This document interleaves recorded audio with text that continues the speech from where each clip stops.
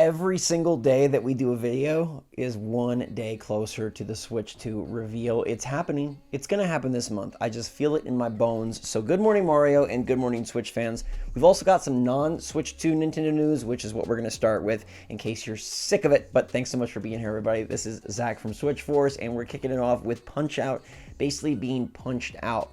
I really like the Punch-Out franchise all the way back to its Super NES sequel. The Origins on NES, I never played. That game was too hard for me when I was of that age, but I really did like Punch-Out on the Wii. And according to Imran Khan, who is a writer and a Kinda Funny Games person, associate, co-host, guest, whatever you want to call him, he says that at one point he got someone drunk at a bar that worked at the studio close to Punch-Out, and they basically said that Nintendo got so much backlash about the characters and the stereotypes that basically it just wasn't worth ever trying again, especially because there's so many other franchises that have a bigger sales potential, which is very sad. I know Punch-Out has gotten kind of some bad black marks for stereotyping its characters, but I still think the concept of the game is excellent. It's simple, right? But it always works so good, and it's something that Nintendo can do really well and provides a unique kind of like offshoot of what they normally do in the platformer sort of action-adventure game type genres. They don't have anything like Punch-Out, and I think there's a way to do it without being stereotypical, but Nintendo, we know, is very afraid of any time they get backlash, so I could see backlash preventing them from wanting to try this again. It's shutting down the hopes and aspirations of ever getting a new Punch-Out, especially because the sales potential is quite low. So from a business standpoint, it's not the best game to produce. And then if there is some like internal like woo-woo risk of like, oh my gosh, it might make us look bad. Yeah, this is a bummer to see how Punch-Out has been punched out. But the good news is Silksong is going to release this year.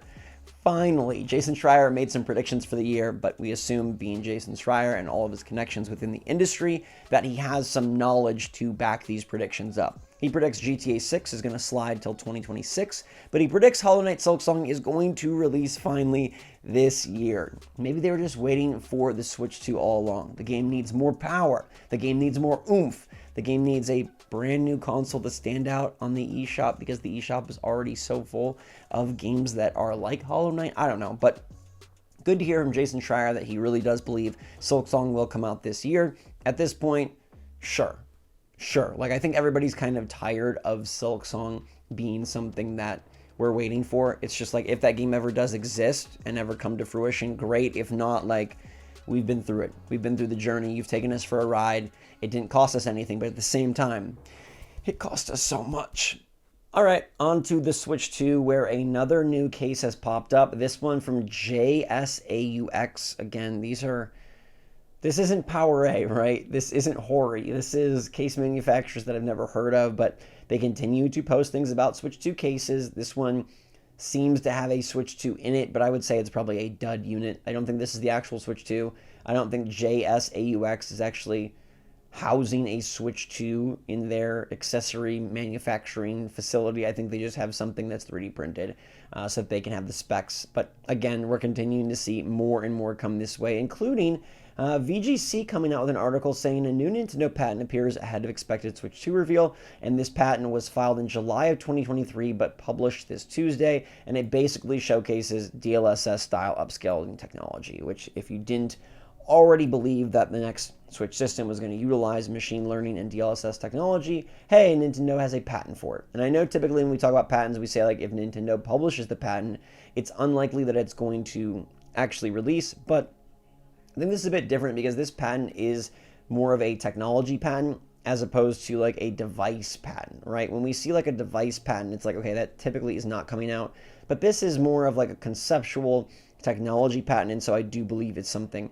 that will work its way towards the next system and probably be revealed, and hopefully Nintendo finds a nice, like, concise way to market this and talk about this and convey this to the public, like, hey, the games can look even better even if the hardware isn't as good as we want it to be, or even as good as like some people hoped it would be. That's not really the best way to say it, but basically the games are going to look great.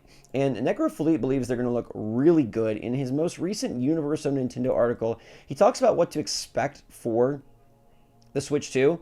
Now, Necrophilippe is, I think, a reputable leaker. I would give him way more clout than some of the other leakers that we've stopped covering as of late, but overall performance from Necrofleet says it should offer similar or slightly better performance than the PS4 Pro, Xbox One X, especially in docked mode with the DLSS support. Now, we've talked earlier this week about how, it's not as strong as a PS4 Pro. It's obviously not going to be outputting PS5 level graphics. They probably won't even be doing Xbox Series S type stuff.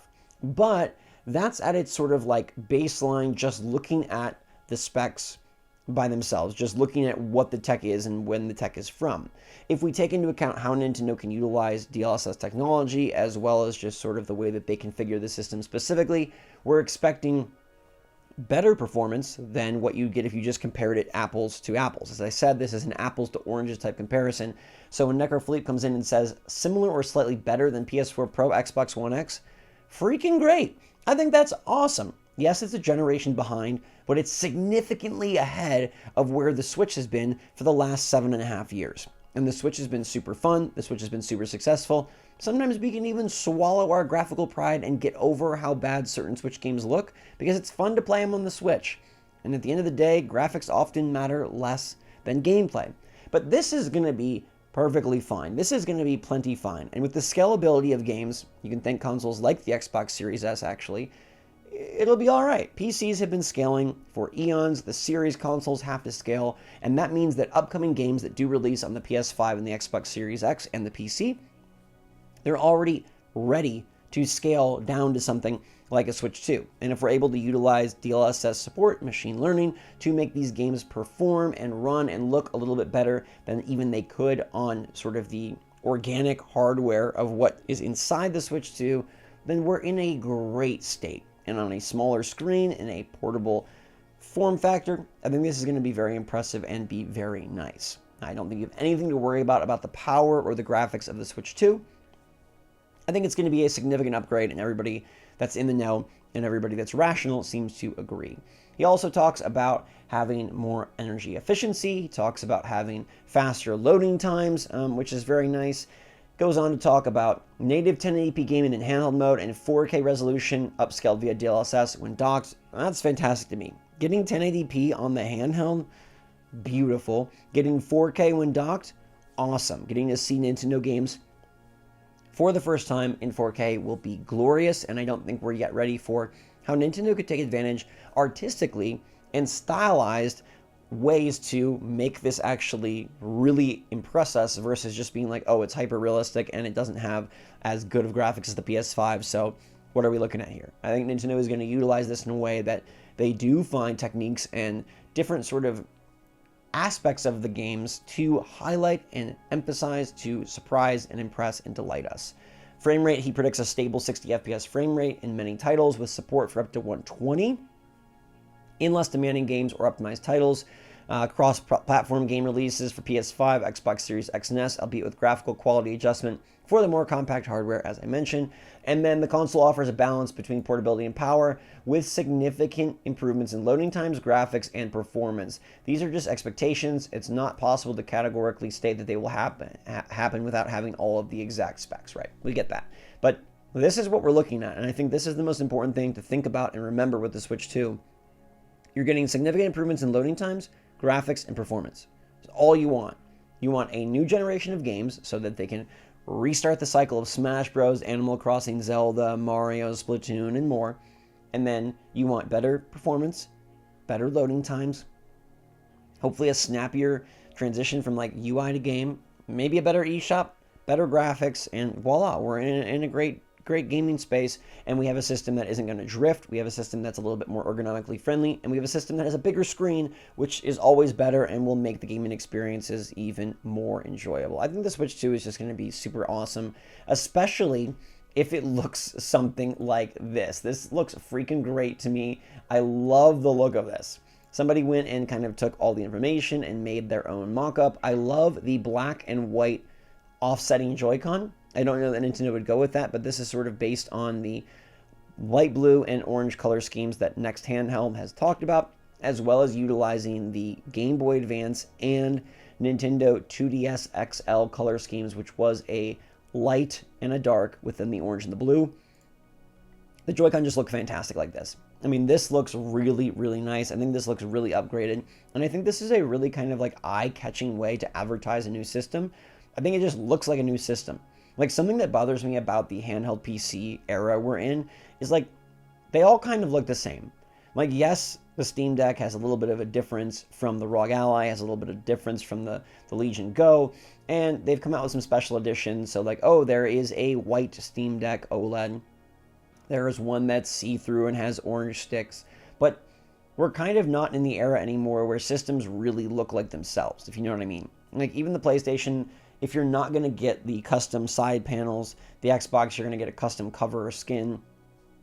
It's a black tower. It's a white tower. And Nintendo used to really wow us with a purple GameCube, right? With a see-through green N64. They did cool stuff like that and utilizing colors and form factor to really set their system apart. And you could argue that the Neon Joy-Con was something that set the Switch 1 apart. If they're going to go to just a matte black Switch 2, that to me does not set apart, and that to me feels pretty boring. This would say, okay, this is Switch 2, right? Like white and dark with blue and orange. It's a pumpkin, it's a cloud, it's a night sky, it's a new horizon. It's the Switch 2. And I think it'd be pretty freaking sweet if the Switch 2 had a distinguished and defined color scheme that we could say, oh, that's what we come to associate with the Switch 2. It doesn't have to have that. People obviously will customize with Joy-Con and skins and this and that and the other thing, cases and whatnot, grips. But I like the idea of the system having like a really identifiable color scheme. And I understand the Switch 1 had like a lot of different iterations. It has the lights that have their own colors. All sorts of Joy-Con that you can put on to make it your color scheme. But I sort of do miss like associating in my head like, okay, the original N64 looked like this. The Super Nintendo was like, you know, gray and purple. The GameCube was straight up purple and black.